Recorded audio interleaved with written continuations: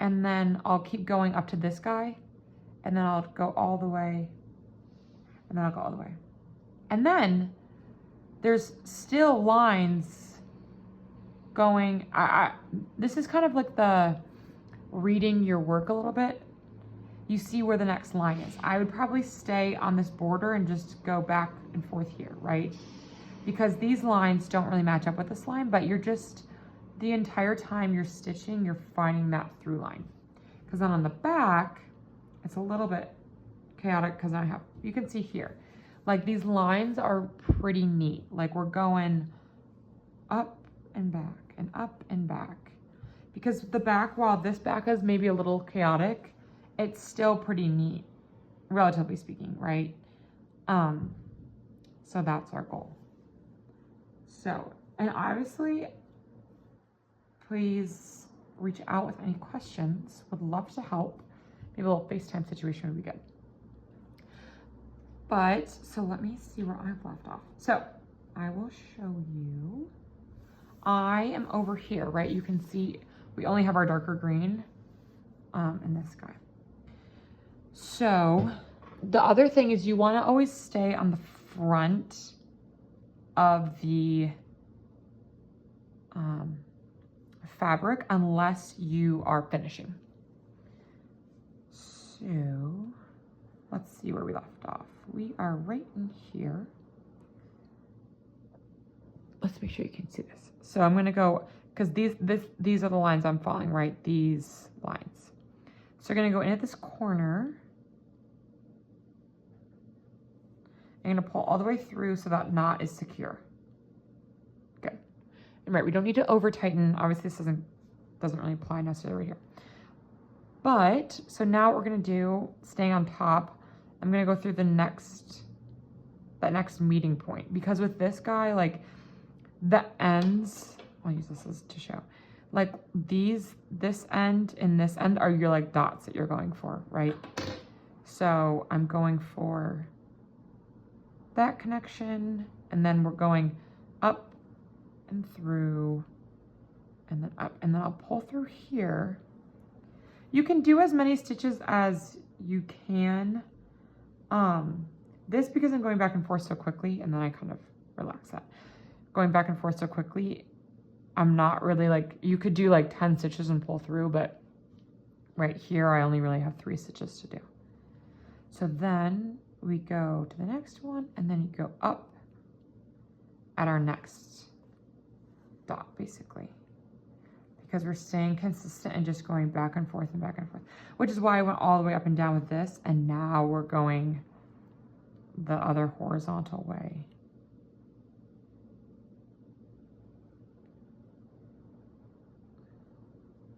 Pull through.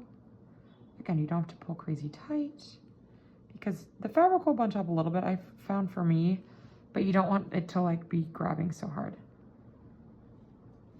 So right. So I'll go back through, I'll show you another round. But you're really just going kind of back and forth.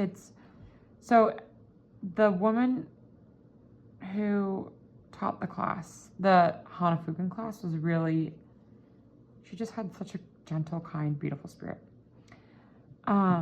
But she was saying that she feels like, which Lord knows I can benefit from this, of like, right, this isn't a really fast project.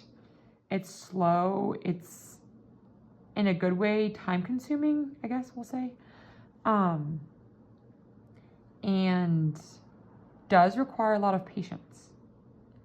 Cause like, I found that the kind of that gratification of seeing your work done, it takes a long time for it to really kind of come together. And maybe you don't always have the energy or like the patience level for this, but she's like, I feel like I've grown in patience doing Hana Fukin because it's, right, it is this slower hand mending, hand sewing practice. But I found a lot of beauty in that, right? That like, this is something that isn't meant to be done like immediately. And to me, I think kind of like speaks to the intentionality that I find I crave so much, that we yes, obviously worked out in JVC, but I think kind of came naturally for the year. But yeah, so something to just kind of like slow things down. And I think one of the classes I took, someone's like, oh my gosh, this has to be perfect. I do not feel that I need to be perfect in this. I think it's really hard to be exactly perfect, but like, right, it doesn't need to be. And like, you know, we mess up all the time. Nature is, you know, like everything has its imperfections. I don't know. But, oh, shoot the camera. Oh, wow. So let me finish and get to an end because then I'll show you how to tie off.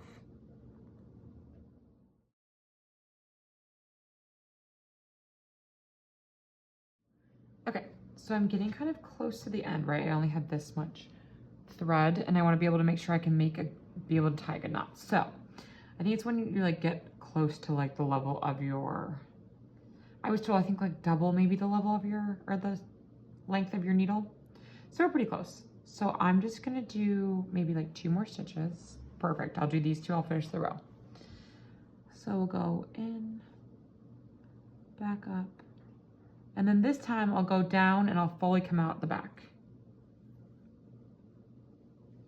And I'm just gonna pull the thread right off the needle because I don't need the needle anymore. Oh, we kind of pulled it tight, my bad. Are we pulling too hard? We're pulling a little hard.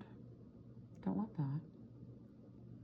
Want to be able to, okay, that's better.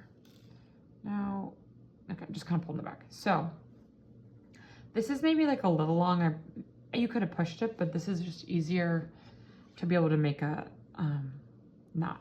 So basically just make a little knot, push it down as far as you can to get as flush to the fabric as possible. So this time I didn't do a great job. Like there's a decent amount between the knot and the fabric. So I'm just gonna try that again. No problem. Because then I'll cut off the ends because the back right is also neat.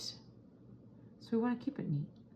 The back serves a purpose too, right? Like all these parts and pieces are worth keeping well. So then I cut it off real short, not too short so it doesn't come off. And then there we go. A little background, because I was like, oh, my wildest dreams, I would say what this all means and like how kind of a deeper thing, but we can do that now. We're living our dreams. So Hana Fukin translates, according to the internet, as flower cloth. So right, obviously it's this embroidered kind of more intricate. You can be as colorful as you want. Cotton tea towel or kitchen cloth. Which yes is like, I think aesthetically very, very nice, but also can be used as like a useful household cloth. Like the class that I taught, or sorry, that I took, the woman teaching was saying how you could, like people use them as like dishcloths, like to clean, or like let's say you had like a bowl of something, guac or something is what she said. You could just like put this over to cover, which feels kind of crazy the amount of work you put in, but right, like we're using, like we're making these things, but they're not so like untouchable. So once you're done with everything in the middle, that second, so right, when I did the border, I did the outside line. And it's kind of tricky because the dashes are really close together to go in and out, but make sure that you're going fully like in, out, and the back too, because that's how you're securing that fabric. So when you're done, you will, to finish, fold over this, all these three, or all your seams, and you know, secure it. I used with my first one like safety pins just to secure. And then you'll go through and do that second bottom line, right? Go through and stitch, because then that's gonna secure it onto the back. Yeah, I'm sure there's probably more questions. I think I probably left some stuff out, but I think that's a good base to get started, I really do think it feels, once you get into it, like pretty simple, and even just kind of stitching to finish, I was like, yeah, that is really meditative. So enjoy, and please ask lots of questions.